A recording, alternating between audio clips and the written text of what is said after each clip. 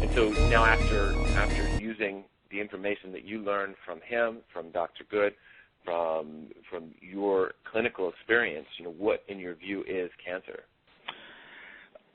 Kelly, I'll give you a circuitous answer to that question, but Kelly's work was actually based on the work of John Beard, who was a very well-known scientist at the turn of the last century. He was a professor at the University of Edinburgh. He was English by birth, but taught at the University of Edinburgh in Scotland.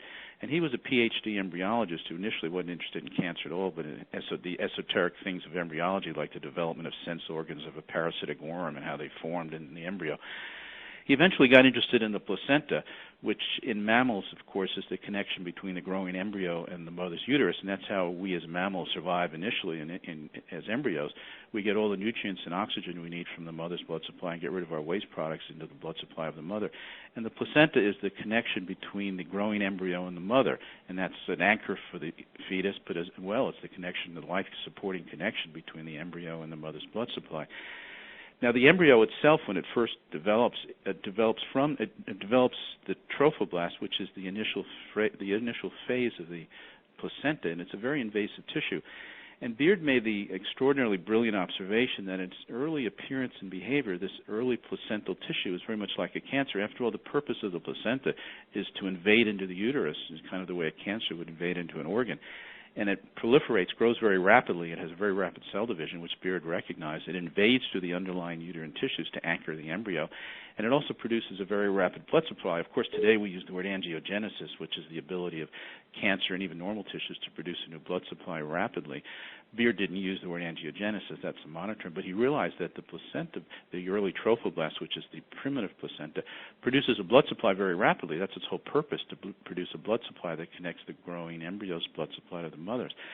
Beard was a very expert histologist, and he knew about, even, we're talking about 1900, he knew about cancer, and although we think of 1900 as kind of a primitive, long ago time in science, by 1900, pathologists in the U.S. and in Europe had defined all the various types of cancer, and they knew what cancer looked like and how it behaved. They had already identified over 100 types of cancer. And they had determined that cancer had 5 distinguishing characteristics. Under the microscope, it was primitive, undifferentiated. It divided without restraint. It was invasive. It migrated through the underlying tissues and produces a blood supply, what we would call angiogenesis.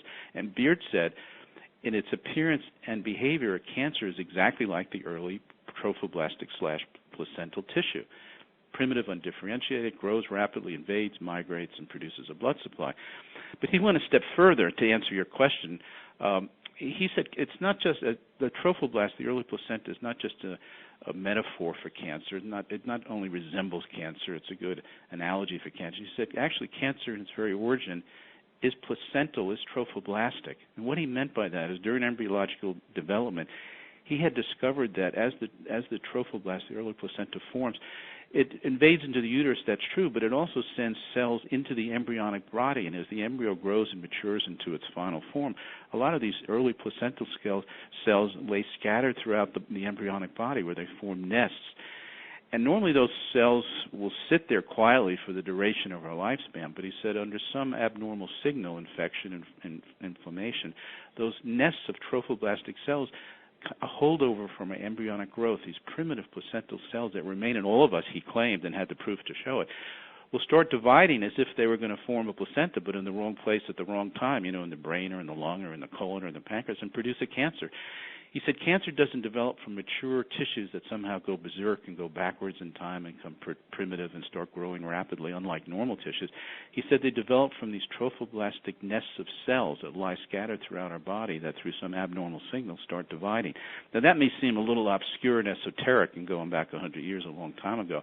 Modern researchers are changing their attitude toward cancer. We used to think, and I was taught in medical school, that cancer develops from the mature, differentiated tissues, the line of the intestinal tract, the pancreatic cells, brain cells, that through some mutation or abnormality develop a whole new set of qualities, become primitive in their appearance, become proliferative, invasive, migratory, angiogenic. Beard said that's a lot of silliness. 100 years ago he said that. So he said that doesn't come from the mature tissues, but from the trophoblastic cells. Well, modern researchers are beginning to say cancer doesn't come from these mature cells, just as Beard said, but from stem cells, which are these primitive, undifferentiated cells that lay scattered through all our body that actually serve a function as you know, that every newspaper today is carrying stories on stem cells. These are these primitive undifferentiated cells that serve as a reservoir for tissues that are lost through normal turnover, through injury, disease, through death, and this is how cells and tissues regenerate normally. Wicke and his group at the University of Michigan and followers of him believe now that cancer develops when these stem cells start dividing abnormally and they don't have the normal restraint, and this is where cancer comes from. And basically what they're saying actually is cancer comes from stem cells, and what Beard discovered 100 years ago in these scattered trophoblastic cells are stem cells. Beard discovered stem cells 100 years ago, though he never got credit for that. So we believe, as do a lot of contemporary molecular biologists, that cancer develops from stem cells that Beard called these early trophoblastic cells that lose their normal inhibition and start dividing rapidly. I mean, normally they serve a healing function. They serve as a reservoir of replacement cells to replace tissues and cells lost through normal turnover, again, or injury or death or sickness. But when they lose their normal inhibition and restraint, they become tumors and can spread and invade and kill. So we believe cancer comes from these nests of scattered cells, what we contemporary scientists would call stem cells, what Beard called these germ cells / he used the word germ cells for these trophoblastic cells scattered throughout the body. And that's how it forms. Now, why would cancer form? Why do these stem cells or trophoblastic cells, as Beard called them, lose their normal restraints on abnormal growth? Well, Beard would say it's because we don't produce enough pancreatic enzymes. Beard thought the key to cancer was in pancreatic enzymes, which that's the whole essence of our therapy. During his embryological research, he realized that there was a remarkable transformation in the trophoblast. Initially, it's very much like a cancer. It's primitive, undifferentiated, it proliferates without restraint, and invades and migrates through tissues, and produces a blood supply, and it grows rapidly, just like a cancer does. But at some predetermined point, suddenly the trophoblast / placenta changes its characteristics and becomes the mature, life-sustaining placenta, which stops growing, stops invading, and really is very stable. And he spent years of his life trying to figure out what the signal was for that remarkable transformation from the early invasive placenta, which was like a tumor, to the mature, life-sustaining placenta that doesn't grow and doesn't invade.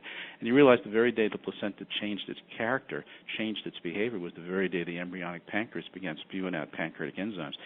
And he searched for any other clue that might explain that transformation. The only thing that happened in terms of time was the very day that the trophoblast changed its character and stopped invading, stopped migrating, was the day that the embryonic pancreas began producing its pancreatic enzymes. And he then decided that it was the pancreatic enzymes that determined trophoblastic behavior and its destiny, and since these enzymes seem to control the abnormal growth of the trophoblast or control its growth, that these enzymes would also control cancer, since cancer is trophoblastic. And in animal studies and in human cases in 1905, 1906, he proved his point and had both success in animal studies and with human patients that were published in the mainstream medical literature but lost to posterity because no one took Beard seriously 100 years ago.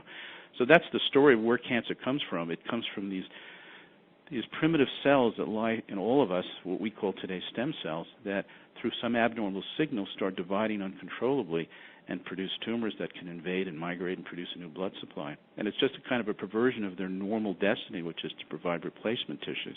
Or what Beard would say also, that it is a trophoblast they're trying to produce a placenta, but in the wrong place at the wrong time, both in men and women.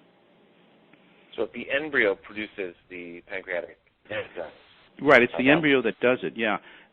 Beard said it was the embryo. Of course, the mother's producing pancreatic enzymes too, but they don't seem to get through the placental barrier. So the thing that ultimately that controls the growing trophoblast placenta and changes its characteristics would be the embryonic supply of pancreatic enzymes. And modern researchers have found that indeed the very day the placenta does start changing its behavior and its characteristics is the very day the embryonic pancreas begins producing enzymes. So they haven't made the connection, and certainly haven't made the connection between the trophoblast and cancer control through use of enzymes.